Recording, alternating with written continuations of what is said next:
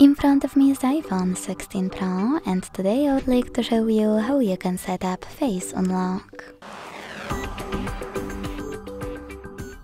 Begin by accessing Settings and scrolling down to access Face ID and passcode.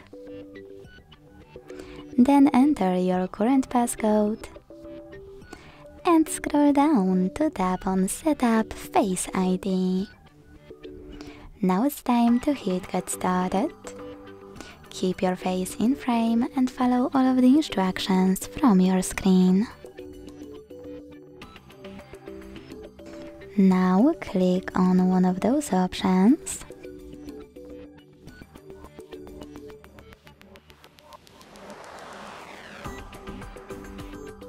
Or select Setup Later and tap on Done.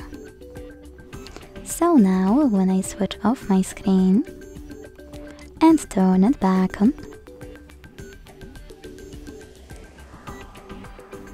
I can see that Face ID is working properly. Thanks so much for watching. If you enjoyed this video, leave a like, comment and subscribe. Bye!